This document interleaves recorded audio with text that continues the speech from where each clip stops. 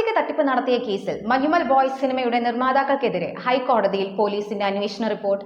Manjummel boys സിനിമയ്ക്ക് അമിത ചിലവെന്നത് കള്ളമായിരുന്നുവെന്നും സിനിമയുടെ ചിലവ് 22 കോടിയെന്ന് പരസ്യപ്പെടുത്തിയതിലൂടെ മുൻധാരണ പ്രകാരമുള്ള ചതിയാണ് സിനിമയുടെ നിർമ്മാതാക്കൾ നടത്തിയതെന്നുമാണ് പോലീസ് കോടതിയിൽ സമർപ്പിച്ച അന്വേഷണ റിപ്പോർട്ടിൽ പറയുന്നത്. ഈയിടെയായിരുന്നു നിർമ്മാതാക്കളായ ഷോൺ ആന്റണി, സൗബിൻ ഷാഹിർ, ബാബു എന്നിവർക്കെതിരെ പോലീസ് കേസെടുത്തിരുന്നത്. ചിത്രത്തിന്റെ നിർമ്മാണത്തിന് 7 കോടി രൂപ മുതൽ മുടക്കിയ അരൂർ സ്വദേശി സിറാജിന്റെ പരാതിയിലായിരുന്നു ഇത്. പോലീസ് കോടതിയിൽ നൽകിയ റിപ്പോർട്ട് പ്രകാരം നിർമ്മാതാക്കൾ ഷൂട്ടിംഗ് തുടങ്ങിയതിനു മുമ്പ് തന്നെ ആദ്യ ഷെഡ്യൂൾ പൂർത്തിയായെന്ന് പരാതിക്കാരനെ വിശ്വസിപ്പിച്ചിരുന്നു.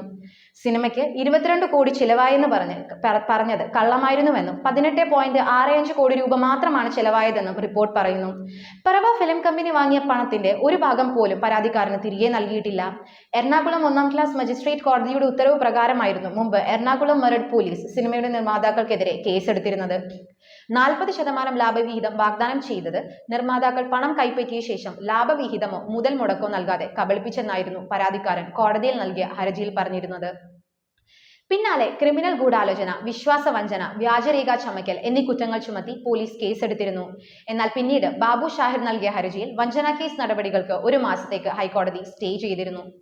ലോകവ്യാപകമായി മലയാളത്തിൽ ഏറ്റവും കളക്ഷൻ നേടിയ ചിത്രമാണ് മഞ്ഞുമൽ ബോയ്സ്.